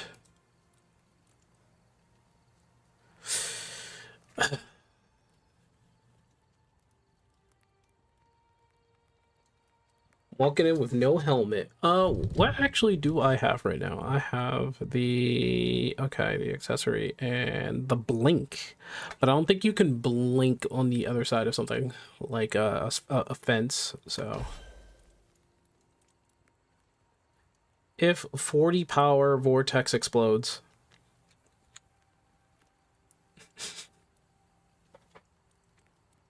All right, I'll be right back.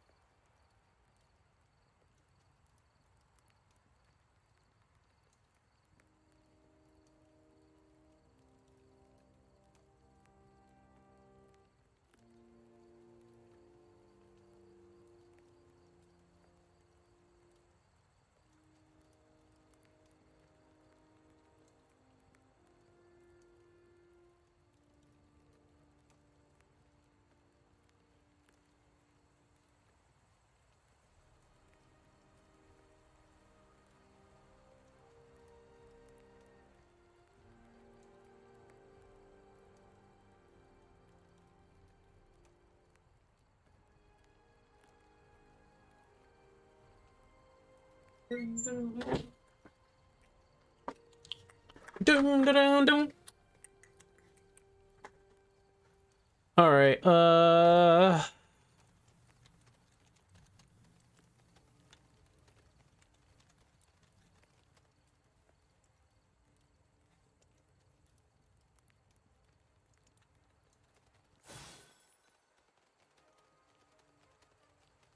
Oh, now I gotta wait 2 minutes for that.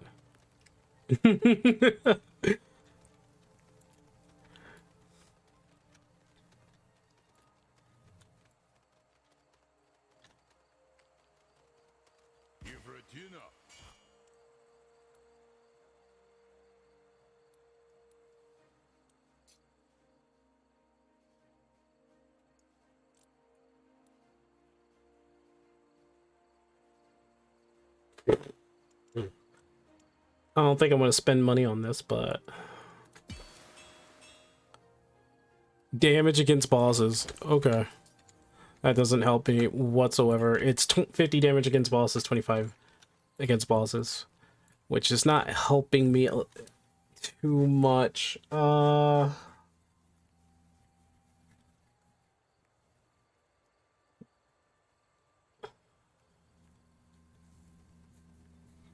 I think what I want to do is still go for...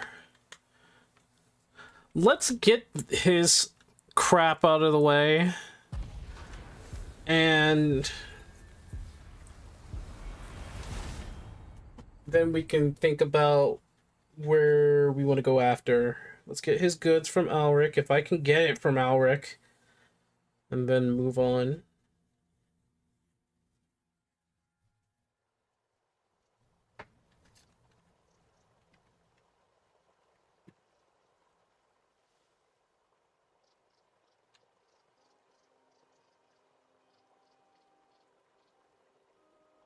Hmm.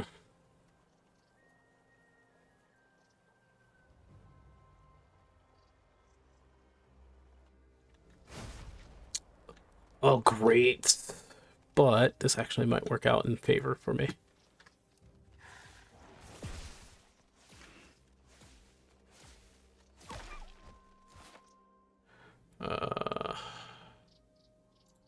Take the material for now. Potentially, I'm going to get something from this.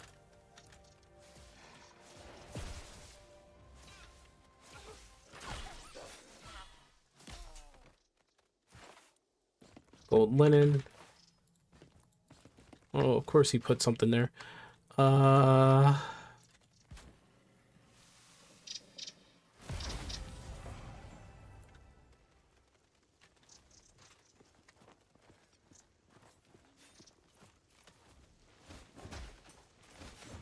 He is not trying to take all of that on his own.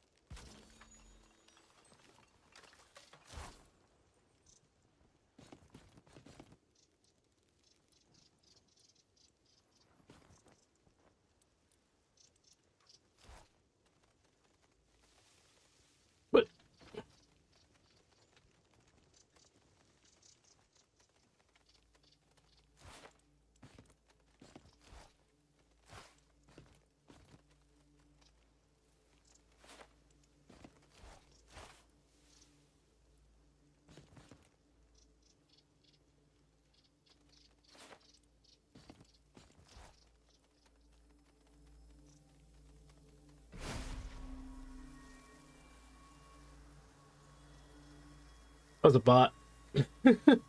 I could tell the way it was moving. I was like, what are you doing?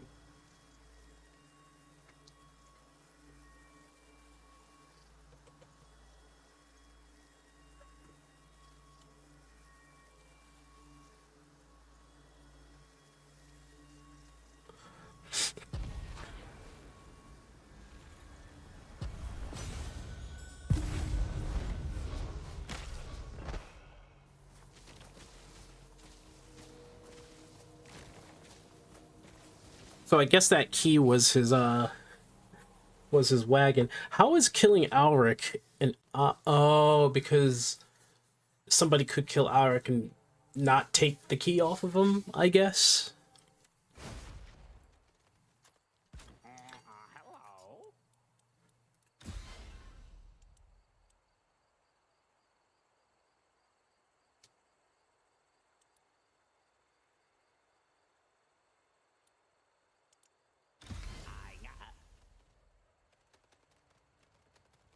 Hello. Okay. I'm not really too sure how.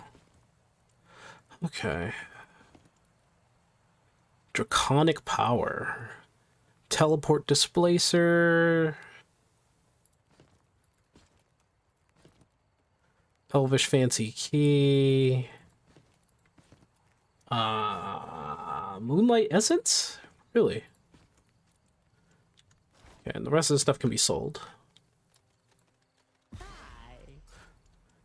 We do want to sell.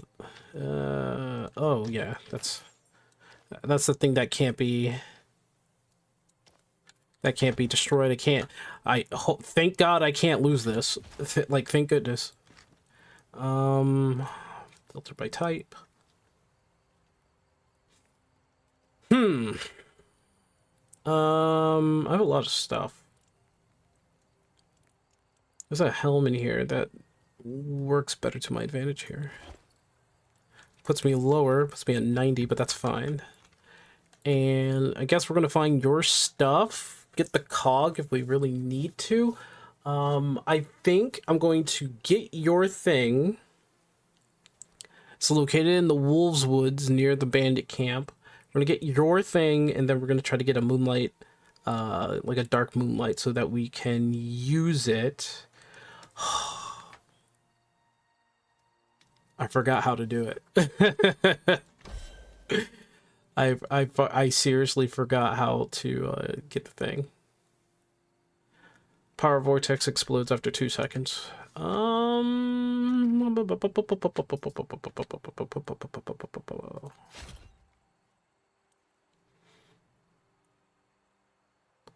trinket, on weapon. That's fine.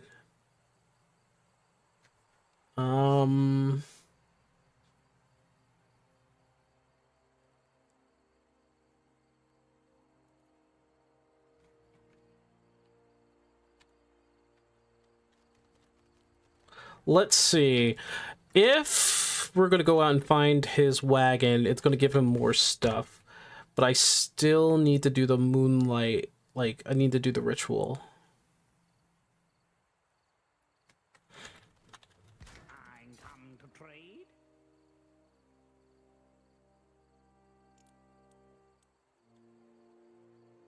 I don't have to really harvest anything or mine anything right now. Become invisible.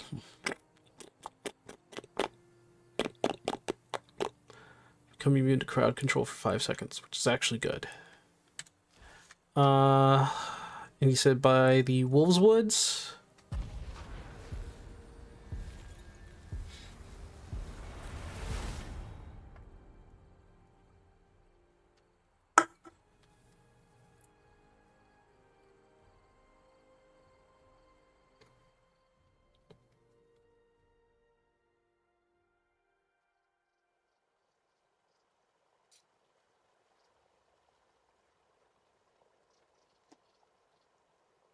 All right, let's plan for the Wolf Woods, which is up north, right? Let me just... Oh, there it is. So it's like right here. Where the fuck am I? Okay, I am by Pinecrest Farms. I could loot that place on the way.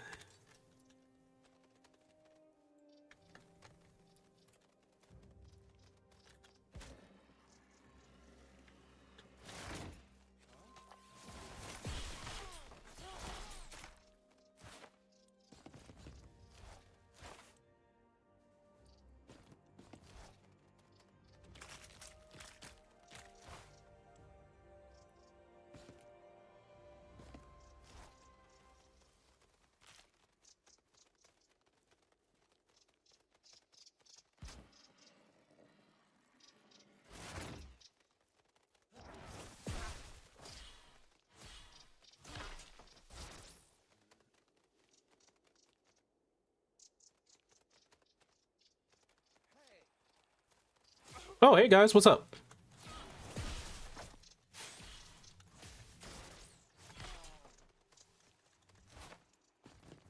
Some gold. Gold's always good. I'm gonna go after loot instead of the... Okay. Oh, I could just take the pickaxes, whatever.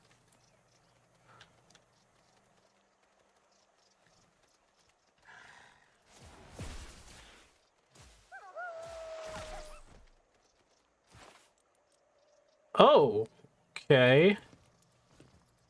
Yeah.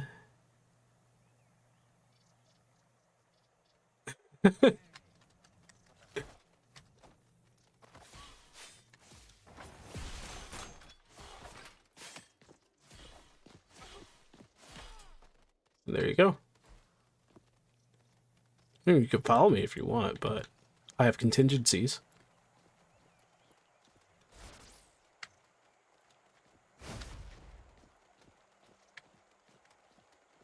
Oh, look at that.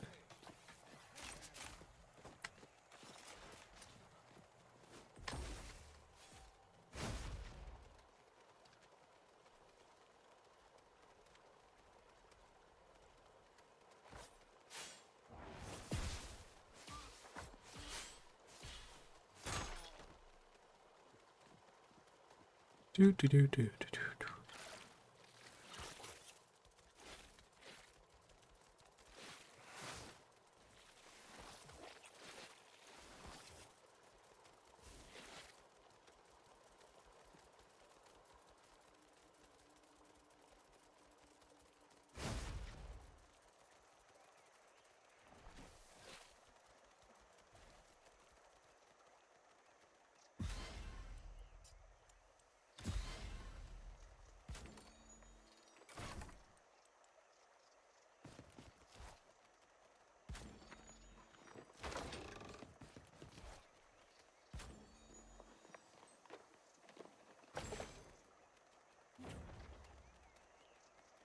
Oh, Pinecrest Village has opened up again.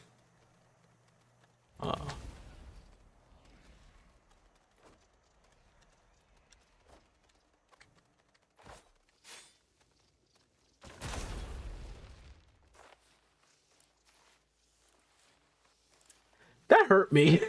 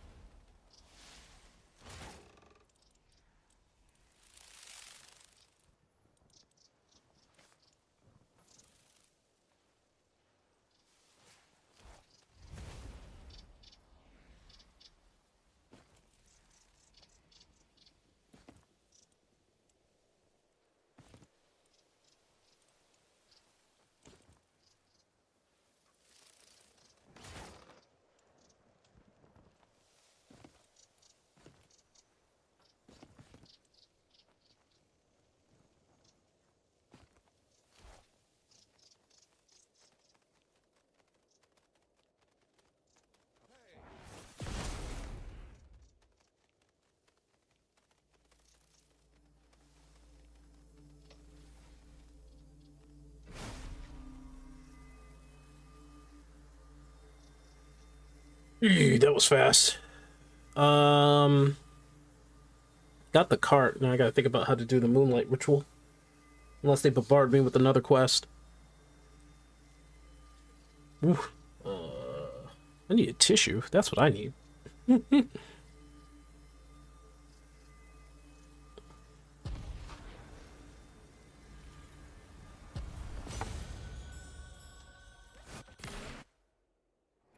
One person there. Somebody's doing... Yep.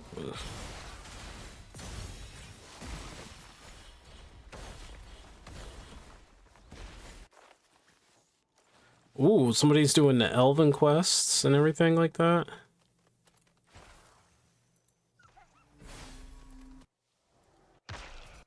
Okay, yeah, everybody was doing their own thing. I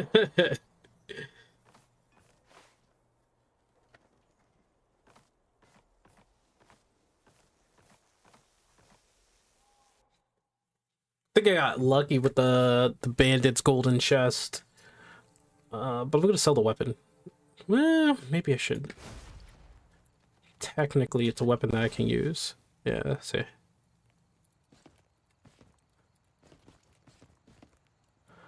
And I don't know what this is. This is miscellaneous. Can instill power into an object that has lost their magical. So, okay. Wait, actually keep that on me. That's a crafting material. And this is Thora's weapon. Now, I don't think...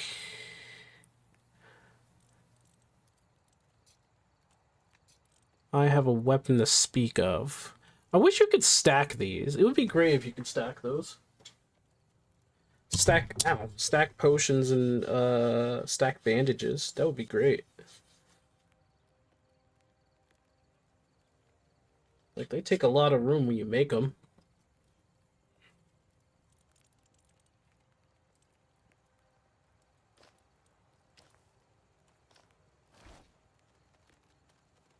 All right. Got your thing back. Come back soon, not me. I go.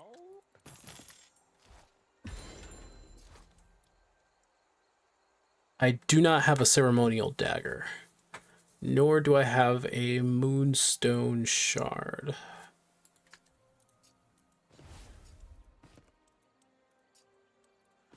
So I have to get venom sacks, I have to get the ceremonial dagger, and the moonstone shards. Okay. I am the best gadgets. Happy hoarding, I mean trading.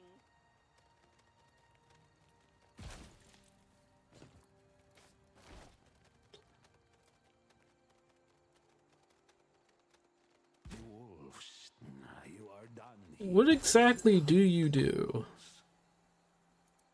Improve my efforts in combat?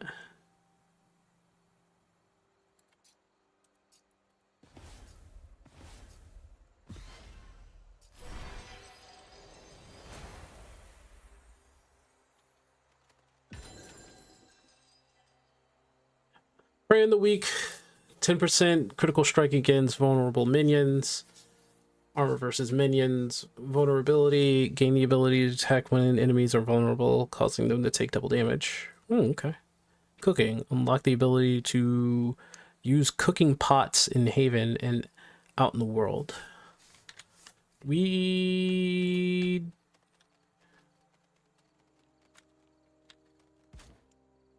is the alchemy cauldron.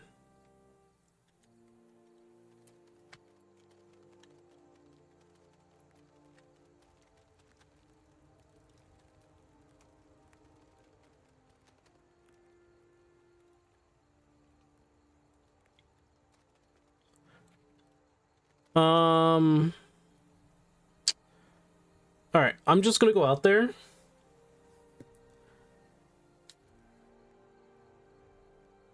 Never mind. It looks like we're ending tonight because I just got my message. All right. On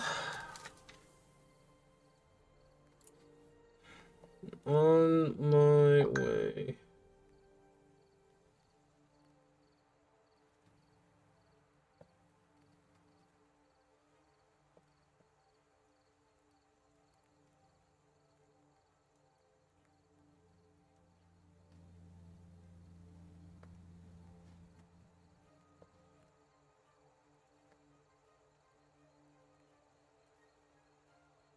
All right. Okay, so we're gonna end it off here. So I will see y'all later.